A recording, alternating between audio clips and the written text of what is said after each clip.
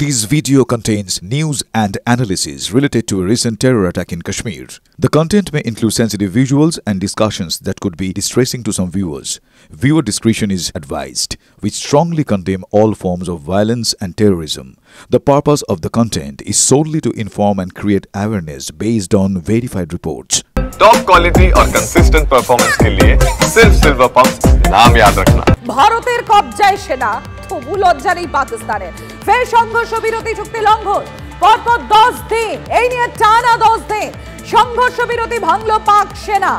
শান্ত আমাদের সঙ্গে রয়েছেন আমাদের প্রতিনিধি শান্ত।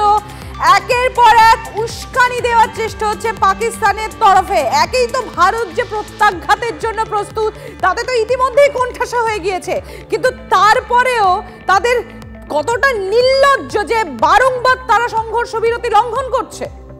একদমই, দেখো ভারত কিন্তু এখনো পর্যন্ত তাদের নিজেদের সংযমী ভূমিকাই দেখাচ্ছে, আর এই সংযমী ভূমিকা দেখাচ্ছে বলেই পাকিস্তান এখনো টিকে রয়েছে। স্বাভাবিকভাবে গত 10 দিন ধরে যেভাবে লাগাতার সংঘর্ষ বিরতি লঙ্ঘন করে গোলাগুলি ছোড়া হচ্ছে পাকিস্তানের দিক থেকে, ভারত কিন্তু কড়া ঝাঁজে প্রত্যাঘাত করছে। কিন্তু সংঘর্ষ বিরতি নিয়ে ভারতের ডিজিএমও ফোন করলো, যে ডিজিএমও আছে তাকে ফোন করে হুঁশিয়ারি দিলেও তারা কিন্তু সেইটাকে কর্ণপাত করছে না। তারা রাতের অন্ধকার নামলেই তারা একের পর এক গোলাগুলি ছুটছে ভারতীয় ভূখণ্ডকে লক্ষ্য করে, ভারতীয় পোস্টগুলোকে লক্ষ্য করে। স্বাভাবিকভাবেই এই ঘটনায় কিন্তু যথেষ্ট ক্ষুব্ধ ভারতীয় সেনাবাহিনী। ভারতীয় সেনাবাহিনী কর্তারা বলছেন তাদের যদি হাত খুলে দেওয়া হয় তাহলে কিন্তু পাকিস্তানের একটা পোস্ট থাকবে না এবং পাকিস্তানের অর্ধেক অংশ মুছে যাবে।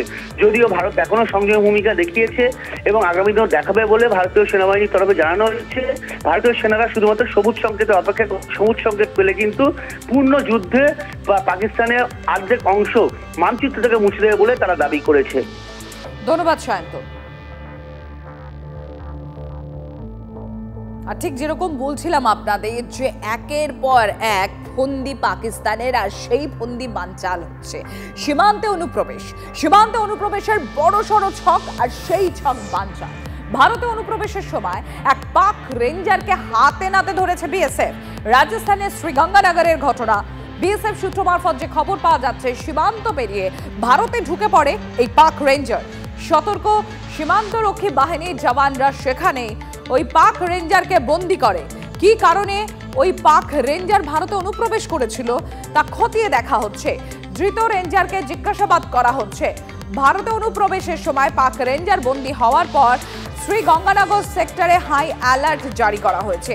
সীমান্তে নজরদারির জন্য বাড়তি বাহিনী মোতায়েন করা হয়েছে, আর সীমান্তে অনুপ্রবেশ ঠেকাতে আরো সতর্ক থাকতে বলা হচ্ছে বিএসএফ কমান্ডারদের। গত 23 এপ্রিল থেকে পাকিস্তানের হাতে বন্দী বিএসএফ জওয়ান পূর্ণম সাউ, আপনারা জানেন দফায় দফায় ফ্ল্যাগ মিটিং হয়েছে, কিন্তু এই রিশরাজ জওয়ান পূর্ণম সাউকে এখনো অব্দি ছাড়েনি পাকিস্তান। আর এবার ফ্ল্যাগ মিটিং এ নিজেদের রেঞ্জারকে ছাড়ানোর দাবি তোলে পাকিস্তান, যদিও তা মানতে নারাজ বিএসএফ।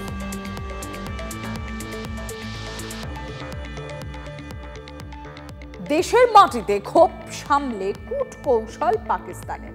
কাল বিকেল 5টায় পাক পার্লামেন্টের বিশেষ অধিবেশন ডাকার পরিকল্পনা। ভারত বিরোধী বিদ্বেষে পালে হাওয়া টানার চেষ্টা। পহেলগাঁও হামলার নজর ঘোরানোর মরিয়া চেষ্টা পাকিস্তানে। ভারতের গায়ে কালি ছেটানো, শিলমোহর আদায়ের চেষ্টা শরীফের। বিশেষ অধিবেশনে ভারত বিদ্বেষে আরো উস্কানির পরিকল্পনা, এই প্রশ্নই উঠছে।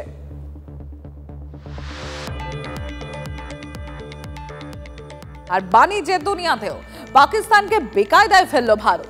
পাকিস্তান থেকে সব ধরনের পণ্য আমদানি বন্ধ, পাশাপাশি ভারতের বন্দরে পাক জাহাজের নো এন্ট্রি। পাল্টা আমদানি বন্ধের ঘোষণা করে নিজের জালেই আরো জড়িয়ে পড়েছে ইসলামাবাদ। বাণিজ্য বন্ধের জেরে রীতিমতো বেকায়দায় ভারতীয় পণ্য নির্ভর এই পাকিস্তান। না খেয়ে মরা ছাড়া গতি নেই।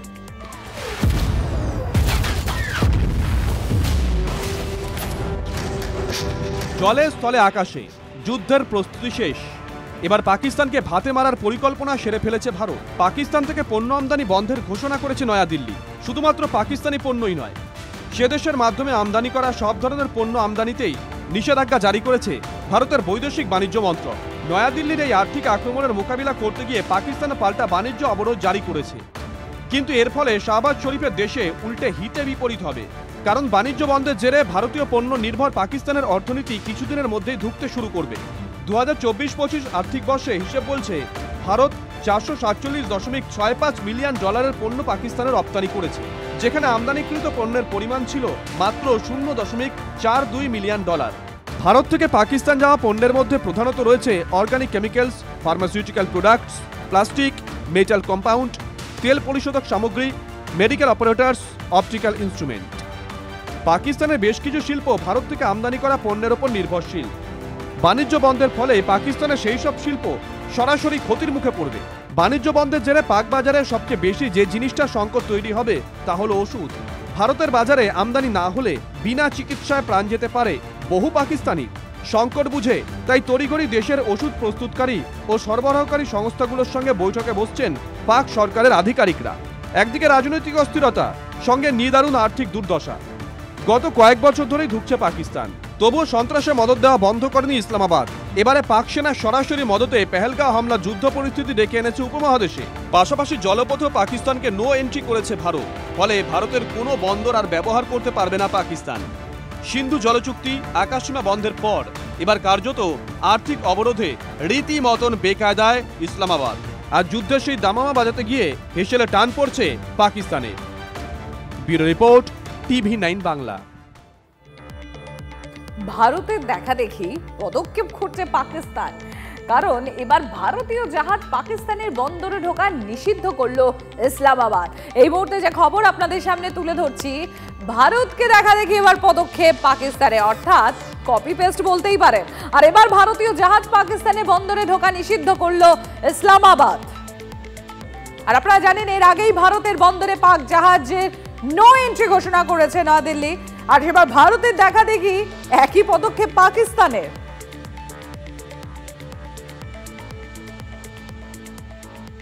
2019-এর 14 ফেব্রুয়ারি পুলওয়ামায় আধা সেনার উপর জঙ্গি হামলা। ভারত পাকিস্তানকে জবাব দিয়েছিল 12 দিন পর। 26শে ফেব্রুয়ারি বালাকোটের সার্জিক্যাল স্ট্রাইকে গুড়িয়ে যায় জঙ্গি ঘাঁটি, অর্থাৎ সবুরে মেওয়া ফলে।